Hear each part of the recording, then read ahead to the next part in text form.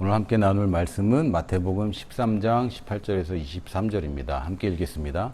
그런즉 씨 뿌리 있는 비유를 들으라. 아무나 천국 말씀을 듣고 깨닫지 못할 때는 악한 자가 와서 그 마음에 뿌려진 것을 빼앗나니 이는 곧 길가에 뿌려진 자요 돌밭에 뿌려졌다는 것은 말씀을 듣고 즉시 기쁨으로 받되 그 속에 뿌리가 없어 잠시 견디다가 말씀으로 말미암아 환난이나 박해가 일어날 때에는 곧 넘어지는 자요 가시떨기에 뿌려졌다는 것은 말씀을 들으나 세상의 염려와 재물의 유혹에 말씀이 막혀 결실하지 못하는 자요 좋은 땅에 뿌려졌다는 것은 말씀을 듣고 깨닫는 자니 결실하여 어떤 것은 100배, 어떤 것은 60배, 어떤 것은 30배가 되느니라 하시더라. 아멘.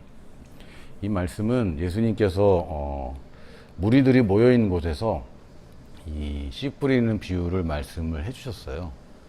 그래서 어떤 덜어는 길가에 떨어져서 새가 와서 먹어버리고, 덜어는 돌밭에 떨어져서 뿌리가 나다가 햇빛이 나오니까 타서 그냥 죽어버리고, 덜어는 잘 나왔는데 가시나무들이 막아서 결국 결실을 못하고, 덜어는 좋은 밭에 떨어져서, 좋은 땅에 떨어져서 결실을 100배, 60배, 30배를 맺었다라는 비유를 해주셨는데, 우리야 뭐 사전 지식이 있으니까 이 얘기구나 하는데, 그 당시 사람들은 도대체 무슨 얘기를 하는 거가, 갑자기 왜 씨를 뿌리고 저런 얘기를 하지? 그랬단 말이죠. 나중에 제자들이 따로 예수님 비유를 우리가 못 알아듣겠어요. 무슨 얘기입니까? 할 때 예수님이 이걸 다 알아듣는 게 아니야. 말씀을 들어도 못 듣는 사람이 있고 보아도 못 보는 사람이 있는데 너희들은 참 복이 있다. 너희들은 지금 말씀을 제대로 들을 수 있다. 그러면서 감추인 것을 드러내시면서 설명한 구절이 이제 18절에서 23절입니다. 설명을 잘 해주셨는데 오늘 이 말씀이 되게 다양하게 적용이 가능해요. 물론 이제 주님이 말씀하신 배경에서 먼저 봐야 되겠지만 그거 외에도 여기에 원리들이 숨어 있기 때문에 말씀이 어떻게 작용하는가에 대한 원리가 있어서 예수님이 주신 맥락과 또 맥락에 포함되어 있는 그 원리들을 오늘 좀 살펴보려고 합니다. 첫 번째는 중요한 것은 이 결과를 내는가 못 내는가, 하나님의 말씀이 실제가 되는가 안 되는가는 땅에 달려 있습니다. 사실 뭐 씨에는 문제가 전혀 없어요. 이 땅에 따라서 결과가 달라졌지 씨가 달랐던 것은 아닙니다. 지금 좋은 씨앗에 관한 얘기하는 게 아니라 좋은 땅에 관한 얘기고, 씨앗이 아무리 동일하더라도 밭에 따라서 그 떨어진 땅에 따라서 결실이 다르게 생깁니다. 심지어는 좋은 땅이라고 하더라도 좋은 땅이 다 그냥 100배는 아니고 100배짜리도 있고 60배짜리도 있고 30배짜리도 있습니다. 그래서 우리는 어떻게 하면 좋은 씨를 품을 것인가, 요거는 좀 잘못된 생각이고, 결국은 땅이 문제구나. 이 접근 방법이 달라야 됩니다. 특히 이제 코로나 이후로 좋은 설교를 듣고 싶어하는 그런 성도들이 더 많죠. 그리고 한국 교회는 사실 설교 중심으로 성장한 경우가 꽤 많습니다. 목사님이 설교를 많이 연구하고 또 설교를 잘 하시고 그러면 이제 부흥하게 되고 이런 경우가 있는데, 예전에 이재한 선교사님은 굉장히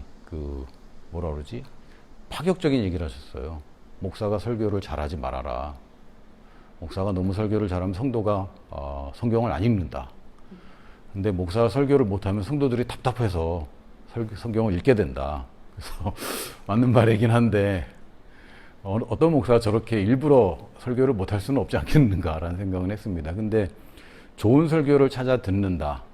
뭐 좋은 거긴 하지만 그렇다고 해서 중요성은 땅에 있다는 것이 희석되어서는 안 됩니다. 그래서 어떤 날은 은혜 되는 설교고 어떤 날은 은혜 안 되는 설교고, 그거 우리의 잘못된 생각입니다. 하나님 말씀이 어느 날은 은혜가 되고 그건 지금 땅에 문제가 있는 것이지 하나님 말씀에 문제가 있는 것이 아닙니다. 참 재미있게도 저는 이제 목사이고 직업병이 있어서 설교를 들을 때 은혜를 받는 부분이 있고요. 또 어떤 경우는 저 부분은 틀렸는데 이렇게 이런 못된 습성이 있고, 또 때로는 저건 저렇게 표현하면 참 좋을 텐데 안타깝다, 이렇게 이제 심사위원회 자리에 앉아 있을 때도 있고요. 때로는 저거 써먹어야 되겠다, 바로 저거다, 이럴 때도 있거든요. 근데 제 삶에 대해서 적용 부분은 다르지만 어쨌든 말씀은 늘 유효합니다. 그리고 제가 인생에서 정말 내 고정관념이 깨지고 그걸 계시라고 하죠. 내가 혼에 내 생각을 뚫고 하나님의 말씀이 자리 잡는 것, 내 지금까지의 고정관념과 가치관과 그런 거를 뛰어넘어서 하나님의 말씀이 들리는 것이 굉장히 중요한데, 근데 그런 일들이 보통 어디서 일어났냐면 내가 가기 싫은 자리에 가서 앉아서 그냥 앉아만 있는 게 아니라 그래도 여기서 나는 뭔가 건져야 돼 라고 할 때 그런 제 인생을 바꾸는, 경로를 바꾸는 말씀들을 많이 들었습니다. 그래서 분명하게 저는 이 말씀이 맞다고 믿어요. 씨앗에 달려있는 것이 아니다. 심지어는 뿌리는 사람도 상관이 없어요. 뿌리는 사람이 잘 뿌리고 안 뿌리고가 아니라 모든 것은 땅에 달려 있습니다. 씨와 뿌리는 사람이 중요한 게 아니라 땅이 중요합니다. 그래서 우리는 이 땅, 성경에는 땅은 마음이야 라고 되어 있지는 않지만 예수님이 말씀하실 때 마음에 뿌려진 것을 빼앗는다 라고 18절에 얘기하신 걸 보면 이 땅이란 것이 우리의 하트를 얘기하는구나. 이 원어에도 카르디아라고 되어 있습니다. 나의 심령, 나의 중심, 나의 속마음, 이것의 태도에 따라서 결과가 달라지는구나. 그래서 많은 경우에 이 성경 구절을 어떻게 적용하냐면 듣는 사람의 입장에서 적용을 합니다. 이 1차적인 적용이에요. 나는 어떤 땅일까? 나는 돌짝밭 같아. 나는 가시덤불 같아. 이게 대부분 사람들의 그 태도입니다. 나만 그런 거 아니죠? 요 말씀이 들릴 때마다 나는 돌짝밭 같다. 이런 평가를 하기 시작합니다. 근데 그런 태도는 잘못된 태도예요. 듣는 사람의 입장에서 가져야 될 태도는 나는 어떤 땅일까라고 하는 게 아니라 어떻게든 열매 맺어야 되겠어. 이런 태도로 들어야 됩니다. 우리가 원리를 적용해서 지금 뭐 하자는 겁니까? 나는 지금 돌짝밭이라 안 돼. 이런 결론을 내리고자 하는 게 아니잖아요. 이건 벌써 안 듣고 있는 거고, 그런 생각이 돌짝밭이고 그런 생각이 가시덤불들입니다. 말씀을 들을 때는 저 말씀을 어떻게든 적용해서 좋은 땅에서 결실을 맺는 거라면 나는 어쨌든 좋은 땅으로 이 말씀을 받아야 되겠다. 어떻게든 열매를 맺고야 말겠다 그래야지 나는 어떤 땅일까? 나는 이런 땅 같은데 어떡하지? 이런 거는 사실은 잘못된 태도입니다. 그게 벌써 염려로 들어가는 거죠. 자동적으로 염려로 들어간다면 자동적으로 결실을 못하는 거고, 거봐, 그래서 나는 결실을 못한 거야 라는 인생을 살게 됩니다. 그러면 어느 정도 만족스러워요. 왜? 내 예상대로 되니까. 이 사람은 똑똑한 사람으로 살겠죠. 그러나 결과는 없습니다. 첫 번째는 우리의 태도에, 듣는 사람 입장에서의 태도는 뺏기지 말아야 됩니다. 실제로 하나님의 말씀이 길가에 떨어져서 내가 내 마음, 하트에 길가라는 데가 따로 있거나 뭐 그런 게 아니죠. 정확하게 얘기하면 말씀을 들으면 듣습니다. 근데 바로 빼앗겨 버려요. 다른 생각에 빼앗겨 버리고 다른 아이디어들, 내 고정관념에서 아예 막아버리고 아예 말씀이 들어오지 않는 단계가 있습니다. 근데 깨닫지 못하게 하는 것인데, 이럴 때는 우리가 말씀을 들을 때는 집중해서 들어야 되겠다. 그리고 기초 교육이 없으면 이게 좀 어렵더라고요. 저도 이제 사람들에게 기초 교육을 많이 가르쳐 봤잖아요. 대부분 처음에 새가족반에 딱 들어오면요, 교회를 다니시던 분들이 더 많습니다. 지금 현대 한국교회에는 수평이동이 더 많기도 하고, 교회 안 다녀본 경험이 있는 사람이 오는 경우는 극히 드물어요. 다녀다가 안 다니다가 다시 오는 경우가 더 많은데, 그래서 저는 원론적으로는 불신자한테 복음을 전해야 된다는 것도 맞지만, 전략적, 전술적으로는 교회에 있다가 떠난 사람들이 첫 번째 타깃이 되는 것도 맞습니다. 바울도 보면 먼저 디아스포라 유대인들에게 먼저 접근을 했어요. 처음부터 그냥 헬라인들만 그냥 상대한 게 아니라 유대인들이 배경을 다 알고 있기 때문에 먼저 그렇게 접근을 하기도 했습니다. 근데 그런 얘기가 아니라, 여러분들이 새가족반에 처음 와서 들으면 표정이 처음 듣는 얘기인데 저렇게 말한다고? 내가 배운 거랑 다른데 하고, 남자들은 대부분 이렇게 팔짱을 끼고요, 심각하게 듣습니다. 이렇게 들어요. 처음에는 내가 굉장히 상처받았단 말이지, 가르칠 때. 왜 저러지? 그런데 나중에 알게 됐어요. 이 사람들이 지금 진지하게 듣고 있구나. 진지한데 되게 막 안 받아들이기 좀 어려운 거죠. 율법적으로 종교적으로 계속 들어왔잖아요. 그런데 그런 게 아니고 우리는 이미 새로운 피조물이다. 특히 우리는 이미 의인이다 그러면 이게 나는 죄인입니다. 주님 용서해 주세요. 이게 익숙하던 분들이 나는 의인입니다. 라고 얘기하는 게 되게 어려워집니다. 첫 시간에 대부분이 이 양미간의 주름을 잡고 이렇게 들어요. 그렇습니다. 근데 진지하게 듣는 거죠. 근데 이제 두 번째 시간, 세 번째 시간 되면 잘 들어요. 이제 배웠거든. 배워서 정리가 되기 전에는 듣기가 어려워집니다.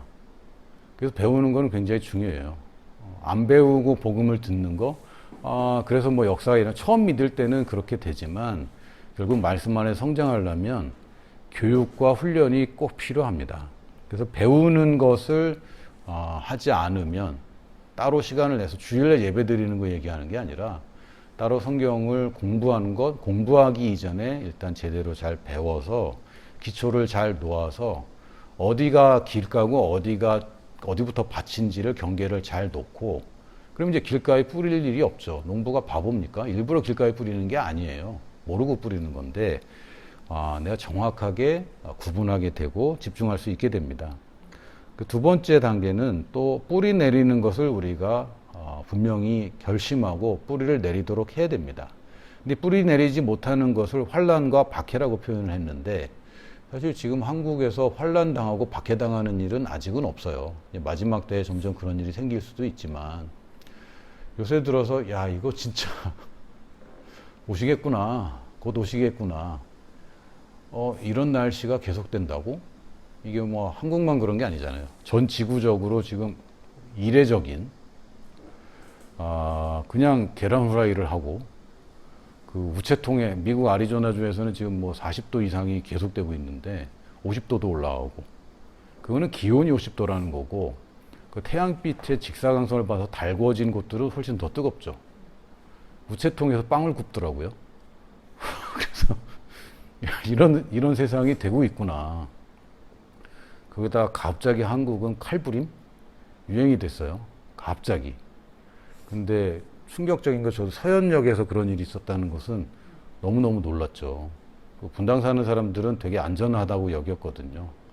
분당만 하더라도 노숙자 없고 그럼 뭐 이상한 그런 동네가 없잖아요. 빈민가도 없고.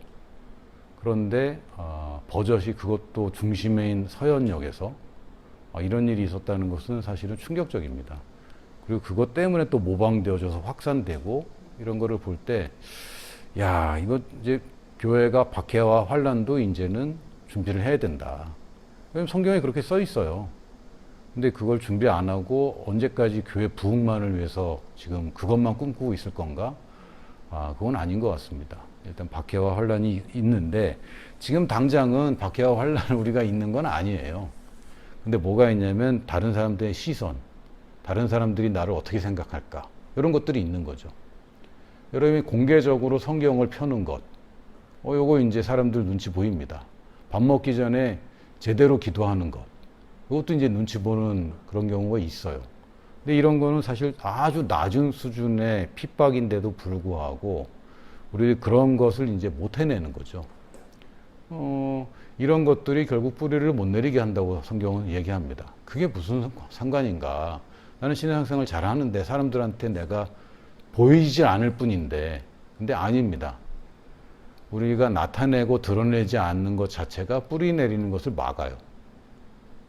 이건 그러니까 감추는 것이고 겉과 속이 달라지는 것인데 요거는 굉장히 중요합니다. 예수님께서도 야 너희 이미 빛이야. 빛인데 왜 드러내지 않냐.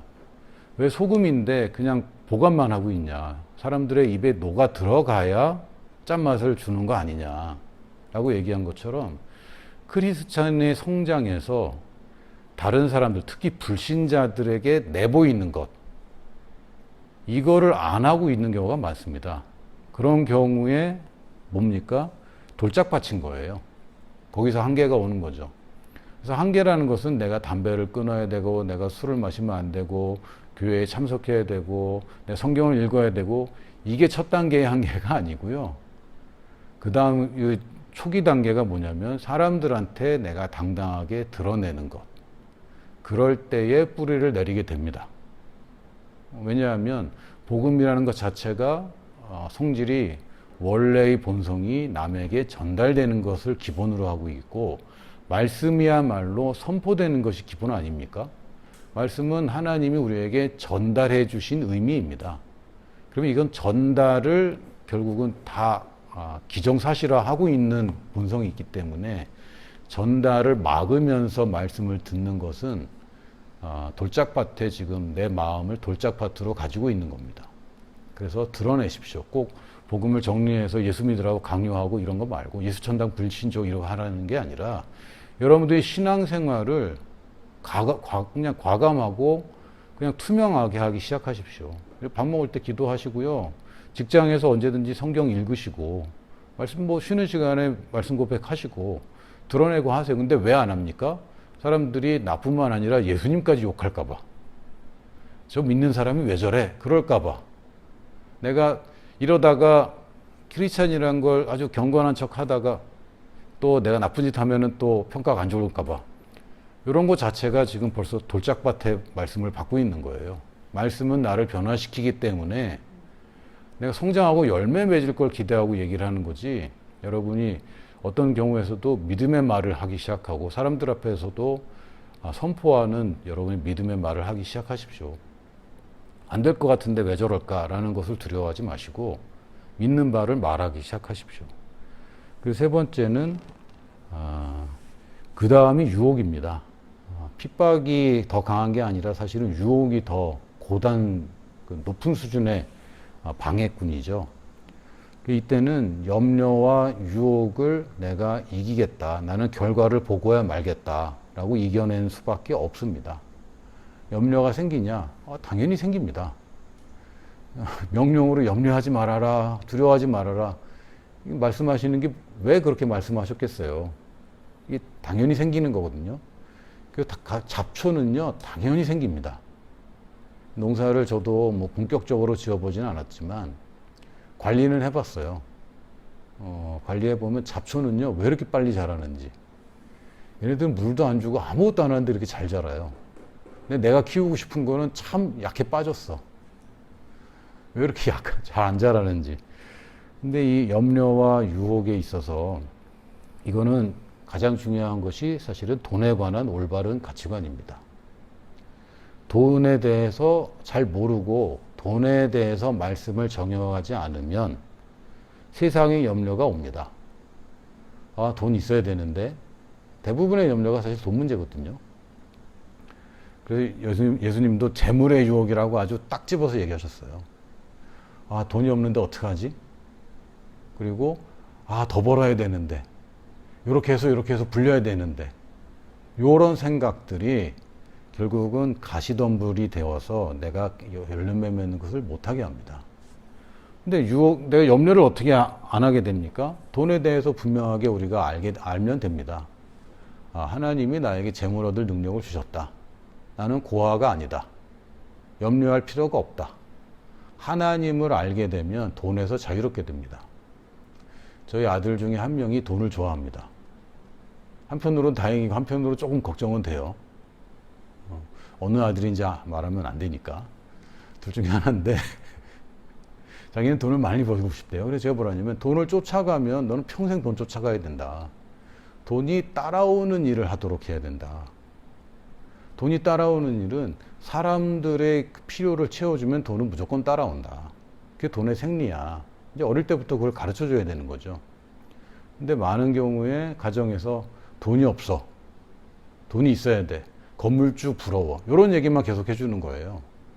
돈의 정확한 성경적인 원리를 자녀들에게 가르쳐 주지 않으면요, 얘네들 염려 가운데 삽니다. 아빠가 염려 가운데 있으면 아이들은 그 냄새를 정확하게 알아요. 그래서 가끔은 제가 이거 싼 거 사야지 이런 말 들으면 가슴이 철렁합니다. 내가 자꾸 가난한 아빠 노릇을 많이 했구나. 우리 돈 없잖아. 돈 아껴야지. 이런 얘기 들을 때마다 제 가슴이 철렁한데, 근데 사실은 우리가 그런 얘기 듣고 자랐고요. 또 한편으로는 돈을 낭비하며 사는 것은 잘못된 겁니다. 검소하다는 것은 부유함에 있어서 굉장히 큰 덕목입니다. 그 사람들이 돈 버는 것만 생각하는데 돈을 안 쓰는 것이 사실은 부유함의 첫 번째 비결입니다.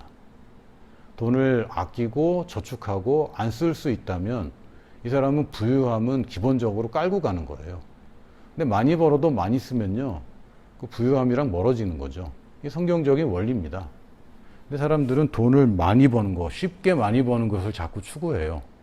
그러니까 돈에 대해서 잘못 알고 있으면 당연히 염려가 생기고 다시 계속 유혹이 생기는 거죠. 근데 하나님 말씀에서 나의 부유함이 예수님이 가난케 되심으로 우리에게 부유함을 주셨다. 이거는 기정사실입니다. 우리 아빠가 부자고 세상에서 뭐 금수저, 은수저, 동수저, 흙수저 얘기하는데 금수저, 우리 크리스찬이야말로 진짜 진정한 금수저 아니냐. 금수저보다 더 좋은 게 뭐가 있는지 모르겠지만 최고의 수저는 우리야말로 타고난 것이다. 아버지가 온 우주의 주인인데 거기에서 뭔가 걱정을 한다. 지금 말씀에 흔들린 거죠. 그래서 어떻게 보면요, 그냥 말씀을 깨닫기만 하면, 제대로 깨닫기만 하면 내가 어떤 땅인가 이게 의미가 없어요. 근데 많은 사람들이 내가 어떤 땅인가 자꾸 이렇게 돌아가는데 대부분 말씀을 모르니까 지금 이런 땅이 된 겁니다. 그 말씀을 깨달으면 되는데, 근데 이건 계시의 영역이란 말이죠. 예수님 시대의 사람들이 깨닫기 싫어서 못 깨달았겠냐고요. 아닙니다. 성경에는 어느 정도까지 얘기하냐면 하나님이 못 깨닫게 했다, 이렇게까지 얘기하고 있어요. 그건 이 성경의 표현 중에 그 거룩한 그 수동태라는 게 있습니다. 그게 뭐냐면 히브리어적 표현에 하나님이 병을 주셨다라는데 이 주셨다라는 게 능동적으로 적극적인 표현이 아니라 병이 걸리는 걸 내버려 뒀다, 이런 표현입니다. 내가 유산을 다 너한테 줬다, 이런 얘기는 유산을 지금 하나하나 다 너한테 줬다는 게 아니라 그냥 쓰도록 줬다는 뜻입니다. 이런 표현인데 이게 문화가 다르다 보니까 이게 오해가 많죠. 근데 깨닫지 못하도록 하셨다라는, 깨닫지 못하는데 그걸 깨닫도록 굳이 접근해서 하나님 깨닫게 하지 않고 내버려 뒀다는 표현입니다. 마치 선악과를 따먹도록 주셨다, 아니잖아요. 따먹으라고 한 게 아니죠. 그럼 따먹을 수 있는 자유를 주신 그런 표현입니다. 사람들이 못 깨닫는데 하나님이 그들을 깨닫게 하면 문제가 생겨요. 메시아가 십자가에서 죽을 수가 없는 거죠. 그러니까 하나님의 더 큰 계획이 있기 때문에 그들을 그냥 내버려 두셨습니다. 그러니까 하나님이 알려주지 않으면 우리는 하나님 알 수가 없어요. 제가 무슨 생각하는지 내가 얘기하기 전에 여러분 모릅니다. 제가 오늘 설교 제목을 어떻게 정했는지 여러분 보기 전에는 몰라요. 하나님도 마찬가지입니다. 그러니까 우리가 하나님을 알 때는 그건 하나님이 알려주는 만큼만 알 수 있는 건데, 계시의 영역입니다. 근데 계시에 대해서 구약에서는 이 계시를 졸라대고 그래서 받았습니다. 근데 신약에 있어서는요, 새로운 피조물들은 하나님을 졸라서 계시를 받는 게 아닙니다.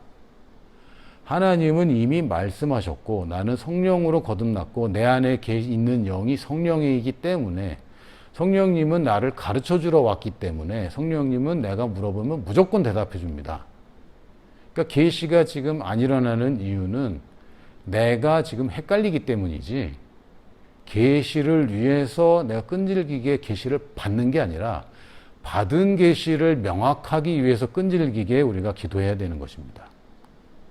그러니까 지금 내 영에는 이미 일어난 일이 내 혼에 들어오는데, 혼에서 올바로 캐치를 하고 해석을 해야 되는데 그때에 방해되는 것이 많이 있기 때문에 계시가 안 일어나는 겁니다.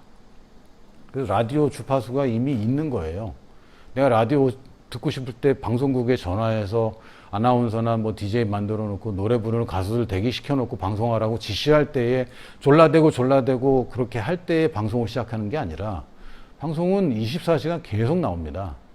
내가 틀고 주파수를 맞추는 과정이 있을 뿐인 거죠. 그래서 하나님은 여러분 질문하면 여러분이 알아야 될 것이라면 무조건 가르쳐 줍니다. 좋은 아버지가 알아야 되는데 안 가르쳐 준다. 그럴 일 없어요. 그럴 일 없어요. 근데 가끔은 이런 게 있죠. 아빠, 난 어떻게 하면 돈을 많이 벌어? 라고 얘기할 때 우리 아들이, 제가 지금 얘한테 주식 투자의 비결이나 또는 부동산을 능력도 없는데 그런 얘기를 할 건 아니죠. 그러니까 이 질문의 핀트가 완전 잘못된 거예요. 그럼 아빠는 뭐라 그러냐면, 일단 일찍 일어나야 돼. 이런 얘기를 합니다. 그러면 얘가 아니 아빠 어떻게 하면 부자가 될 수가 있어? 일단 일찍 일어나는 것부터 해야 돼. 그리고 책을 읽어야 돼. 왜요? 이게 안 되면 다음 과정이 없으니까. 이런 그 시간 낭비를 많이 합니다. 우리가 하나님께 질문을 잘못하고 있을 때 하나님은 대답은 바른 대답을 하거든요. 그 우리는 대답이 잘못됐다고 자꾸 여겨져요. 내가 묻는 질문에 왜 대답을 안 해주시지? 근데 끈질기게 여론이 붙들고 기도를 하면 아, 내가 질문이 잘못됐다라는 걸 알게 되고요. 그 순간 바로 대답을 듣게 됩니다. 제가 예전에 그 사랑의 감정, 그 총각대 얘기입니다. 결혼하고 아니고. 그 사랑의 좌절을 겪으면서 마음이 너무 힘들었어요. 그럴 때 뭐 있을지 모르겠습니다. 이제는 기억도 희미한데 밤에 잠이 안 오더라고요. 밤에 잠이 안 오고 막 그 어쩔 줄을 모르겠는 거죠. 하나님, 나 지금 막 도와달라고 막 이러는데 이 접근 방식이 잘못된 거예요. 근데 도저히 뭐 있을 수가 없어갖고 새벽 3시에 그 교회를 갔어요. 교회 당연히 문 닫혀 있지. 근데 새벽 기도하는 시간을 밤새 기다리는 내가 어떻게 할 수가 없어서. 그래서 막 밤에 막 이러다가 새벽 3시에 교회로 그냥 걸어서 출발했습니다. 근데 가는 동안에 예수로 나의 구주 삼고 이 찬송을 불렀어요. 그게 갑자기 떠올랐어. 하다 보니까 가만있어 봐. 하나님은 평안을 나에게 주셨다라는 게 계시로 와버렸습니다. 그러고 나서는 마음에 평안이 왔는데 이게 이렇게 사람이 이렇게 달라질 수가 있지? 이거 약간 나 조울증인가 싶을 정도로 왜 괜찮지? 이렇게 되는 거죠. 근데 접근 방식이 바뀌는데 계시가 필요했던 거예요, 사실은. 답은 이미 있어요.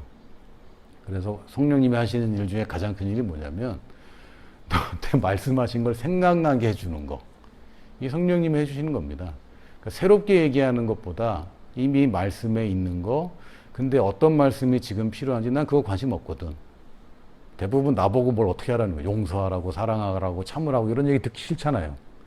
그러고 있는 동안에 그러나 끈질기게 내가 있으면 둘 중에 하나입니다. 계속 틀린 소리를 계속하고 앉아있든지 아니면 마지못해서라도 하나님이 말씀하시는 걸 받아들이든지. 근데 마지못해서라도 내려놓는 거, 그걸 yield라고 하는데 영어로는 포기하는 거, 항복하는 거. 요게 사실은 좋은 땅입니다. 하나님의 말씀을 있는 그대로 받겠다라고 할 때에 이거는 결실할 수밖에 없어요. 왜? 계시가 일어나면 사실은 계시는 위대합니다. 제 인생 경험을 보면 계시가 일어나면 다른 게 문제가 전혀 안 돼요. 전혀 안 되고 내가 의인이구나 라는 계시가 일어나면요. 죄 짓는 거 싫어집니다. 하나님이 나를 선교사로 부르셨구나 계시가 일어나면 선교하는 게 기뻐지는 거죠.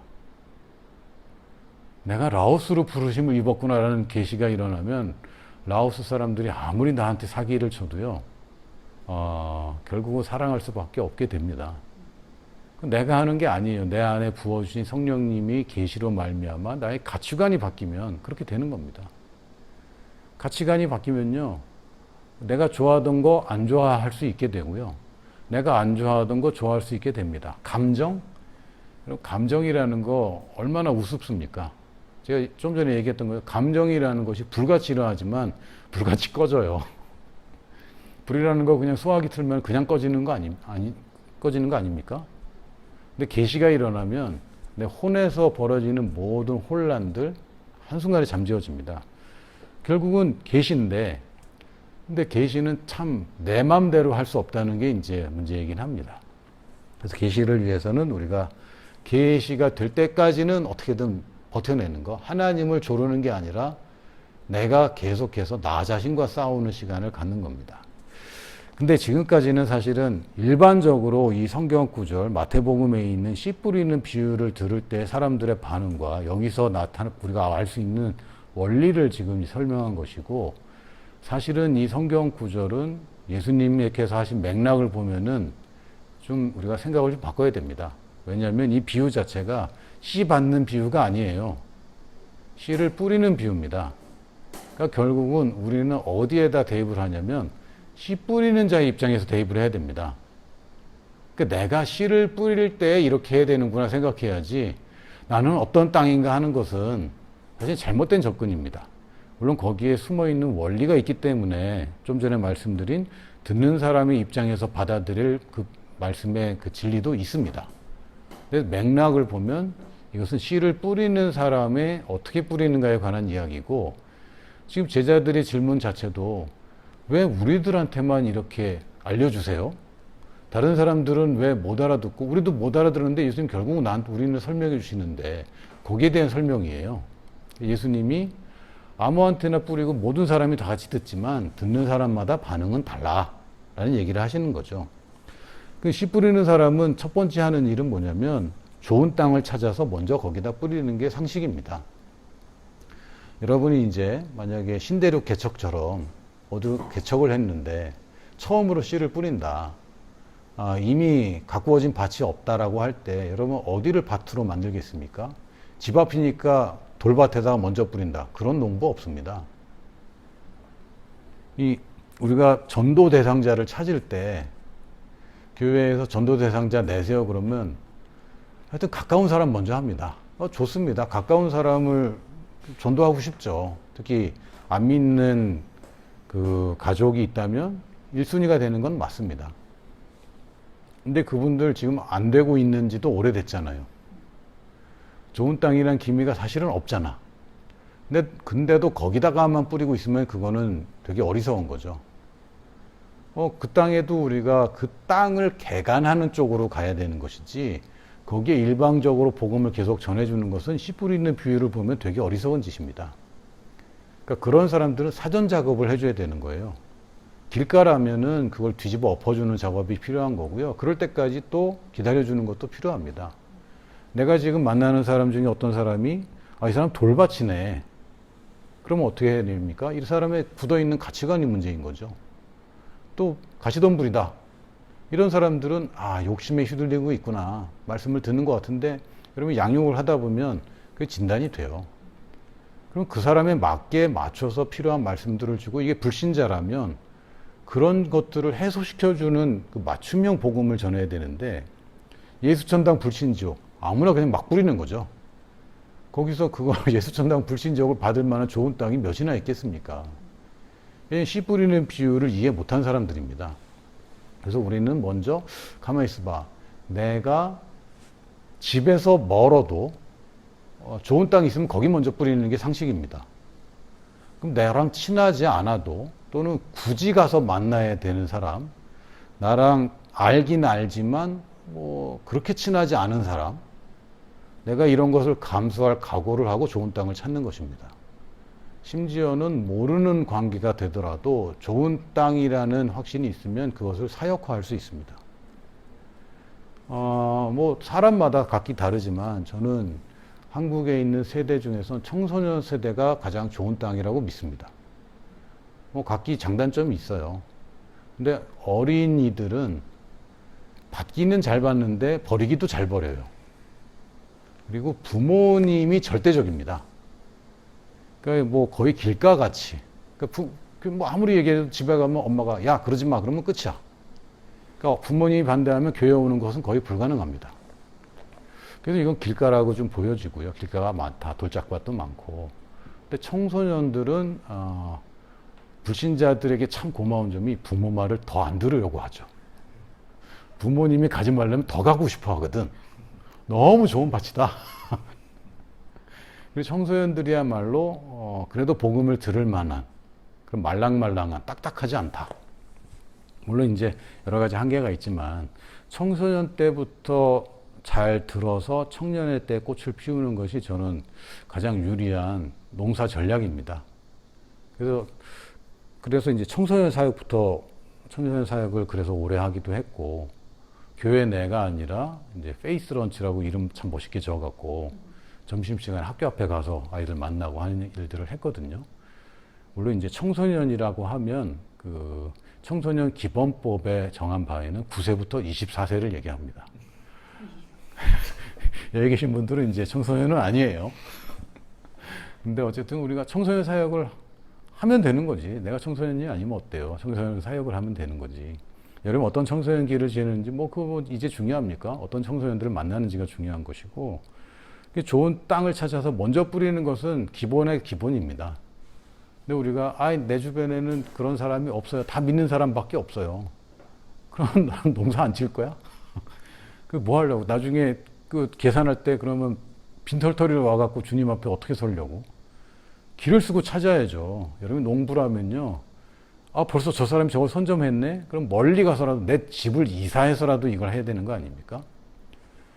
이 크라이스트 엠버시 그 크리스토야 킬러맨 목사님의 사역을 보면요.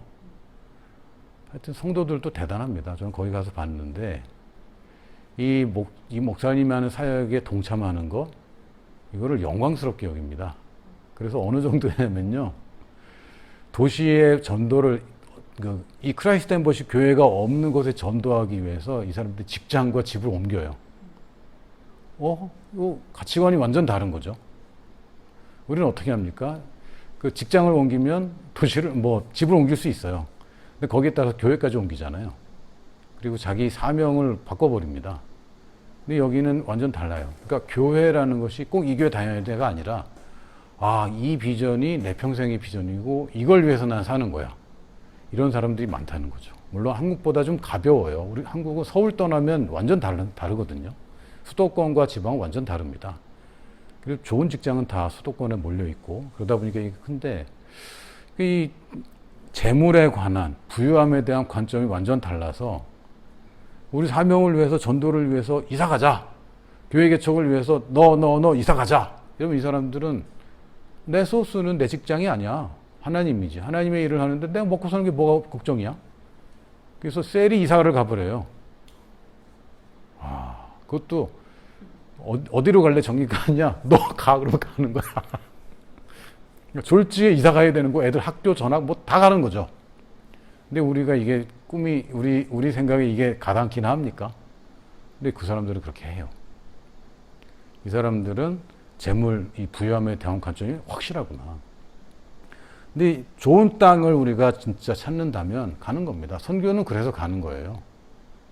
선교지는 좋은 땅입니다. 왜냐하면요, 아직 지배하지 않은 땅이기 때문에. 사실은 가장 좋은 땅이 뭔지 아세요? 아직 남이 안 뿌린 땅이 가장 좋은 땅입니다. 돌짝이든 길가든 상관없어요. 남의 땅이면 뭐해? 내게 아닌데. 좋은 땅은요, 아직 남이 가지지 않았기 때문에 내 거라고 주장할 수 있는 땅이 가장 좋은 땅입니다. 내 땅에다 뿌려야지 남의 땅에 뿌리면 내 거 아니잖아요. 그래서 선교지는 왜 좋은 땅이냐? 왜 힘들게 언어도 배우고 왜 한국 사람도 전도할 사람이 많은데 그럼 전도 해봤어요? 밖에 나가서 여러분이 피켓 들고 서봤어요? 누가 여러분 말 듣습니까? 안 듣습니다. 여러분 외국인이잖아요. 특히 한류의 영향으로 한국인이잖아요. 여러분 가면 사람들이 여러분 말 듣고 싶어 합니다. 질문도 많고요. 내가 가만히 있는데 사람들이 와요. 왜요? 외국인이기 때문에. 훨씬 유리해집니다. 훨씬. 물론 이제 그것을 신뢰하고 양육을 하고 교회가 세워지고 하는 데는 현지인이 하는 말이 더 중요합니다. 그런데 처음에 복음을 전할 때는 외지인이 더 중요합니다. 그 원리가 그래요. 예수님이 어디에서 가장 인정을 못 받았죠? 자기 동네에서, 나사렛에서. 다른 동네에서 열광했죠. 예루살렘 갈 때 사람들이 다 그냥 난리 났잖아요. 나사렛에서는 내 친구네 형인데 저 형 왜 저러지? 이러잖아요. 마리아 첫째 아들 아니야? 왜 저러지? 그 목수하던 그 집 큰아들 아니야? 저쪽 하고 광야 가서 막 있다가 오더니 사람이 왜 저러지? 인정이 안 되는 거죠. 그래서 외국으로 가는 것은 굉장히 탁월한 전략입니다. 우리 보고 잘하라고 예루살렘과 온 유대와 사마리아 땅끝까지 가라고 하신 것이고 모든 민족에 가라고 한 것은 우리 힘들게 하려고 하는 게 아니에요.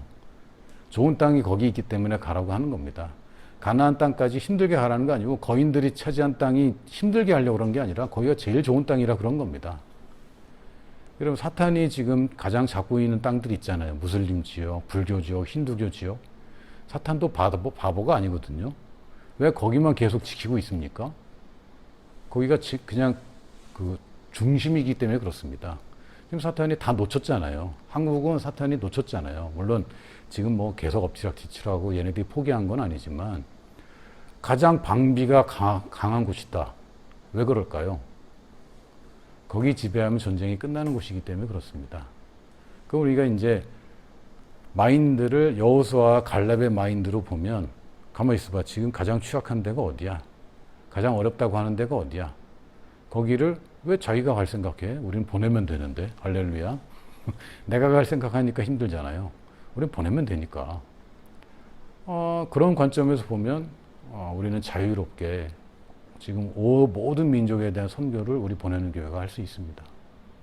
좋은 땅을 찾아서 그곳에 집중하는 것은 농부의 기본이다. 씨 뿌리는 자로 들어가면 이렇게 다른 것이 보입니다. 그리고 듣는 사람의 문제를 파악하고 그 문제 해결하는 쪽으로 접근하는 겁니다. 그리고 결실은 우리가 원하는 결실이 뭡니까? 씨를 심었는데 씨만 나온다. 물론 이제 벼농사는 그렇긴 합니다만 30배, 60배, 100배 이게 무슨 얘기입니까? 씨만 나오는 게 아니라 씨도 많이 나올 뿐만 아니라 모든 씨는 먹을 수 있는 열매와 같이 나옵니다. 사과씨 심었는데 사과씨가 열리진 않잖아요. 사과가 열리고 거기 씨가 들어있는 것이지. 복음은요, 눈에 보이는 좋은 것까지 제공합니다. 이거는 성경의 원리입니다. 생명의 원리이고, 씨가 심어서 씨만 나온다. 곡물류는 좀 그런 편이긴 합니다. 그러나 이것은 하나에 막 여러 개가 달린 그런 더 좋은 게 있죠. 사과 심으면 사과씨가 한 열매에 뭐 100개가 들어있지는 않아요. 물론 옛날 사과는 그럴지 모르겠습니다. 개량을 해서 좋은지 모르겠지만 그 대신 많이 열리죠. 사과나무에. 곡물도 씨 자체가 열리긴 하지만 많이 열립니다. 그러니까 우리가 기대하는 것은 내가 뿌린 씨 하나가, 여러분 씨 하나를 심을 뿐이지만 씨 하나가 열리는 거 보는 게 아니죠. 어느 농부가 이런 바보짓을 합니까? 씨 하나 심었는데 씨 하나 열린다. 그럼 그냥 먹는 게 낫지. 왜 심어요? 내가 지금 복음을 전하고 한 사람을 키울 때 많은 열매가 맺힌다. 난 성경을 볼 때 우리 마인드랑 참 달라요. 동양적인 마인드는요, 겸손합니다. 30배, 60배, 100배예요. 30배에서 시작해서 100배까지도 돼. 요런 얘기입니다. 근데 성경적인 마인드는요, 100배가 먼저예요. 100배. 못해도 그래? 그럼 50배. 알았어. 30배. 약간 요런 느낌? 그러니까 그 소박한 얘기는 없어요, 성경에. 거대하고 무모한 얘기밖에 없습니다. 100배부터 시작합니다. 결실은 씨가 든 열매인 것이고, 이것은 증거가 따라오는 복음 전파를 얘기합니다.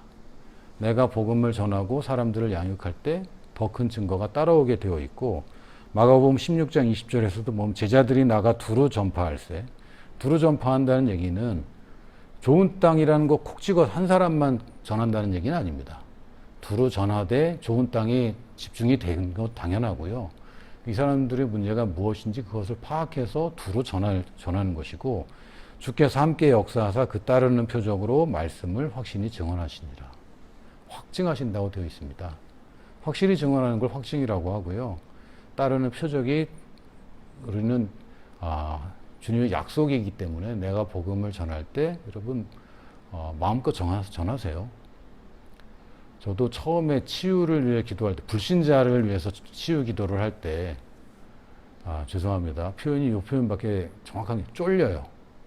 마음이 막 그 심장을 막 쥐어짜는데 쪼그라들고 쫄리는 느낌?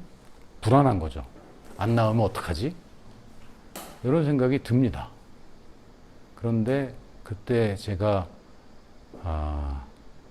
깨닫게 된 것이 뭐냐면, 내가 지금 내 이름으로 기도하는 것이 아니다.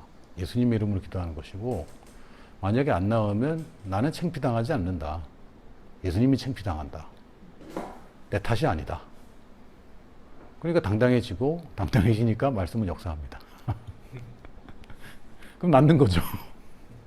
그래서 저는 그거 적용했어요. 라오스에서도 제 첫 번째 제자한테도 그렇게 얘기를 해줬고, 얘가 자기가 복음을 아직 전하는 게 서툴잖아요. 기독교 배경이 전혀 없어요. 그런데 이제 이 친구가 한 게 다 자기 친구 중에 아픈 애를 소개해 준 거예요. 그래서 얘가 많이 아프대. 목도 아프고 머리도 아프고 뭐 어깨도 결리고 여자인데 막 그렇다는 거죠. 그래서 내가 사전 지식을 가지고 만났어요. 아프냐 그랬더니 안 아프대.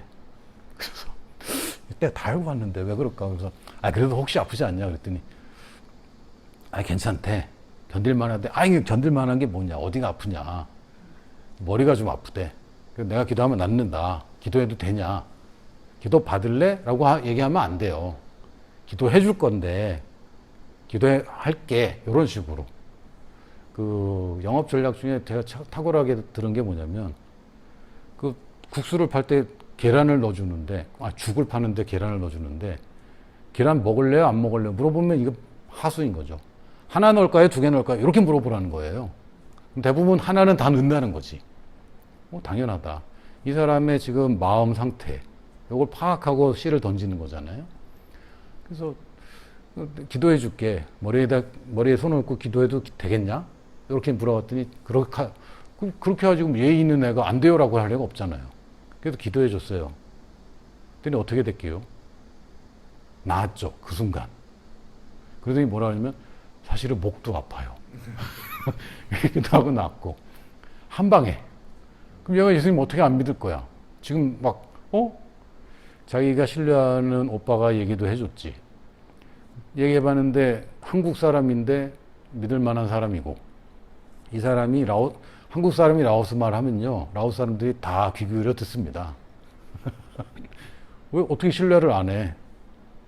한국에서 왔는데 라오스 말까지 해. 그럼 이 사람 좋은 사람이잖아요.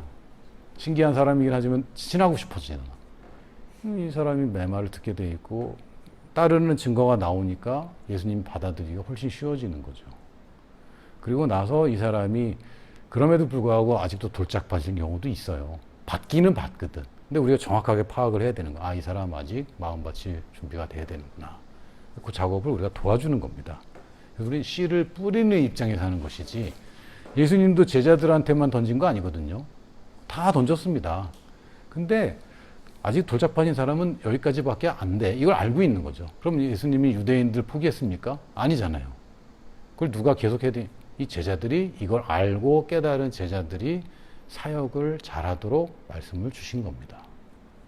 그래서 우리는 전하는 사람의 입장에서 하는 것이고 이것을 또한 우리가 말씀 고백할 때 적용을 하는 겁니다. 이건 말씀이 뿌려져서 나눈 원리에 대한 설명이기 때문에 물론 맥락은 씨 뿌리는 비유이긴 하지만 근데 말씀이 어떻게 해서 결과를 내는가에 대한 원리를 배우는 거기 때문에 그럼 내가 뿌려서 내가 듣는 것도 되는 거네요.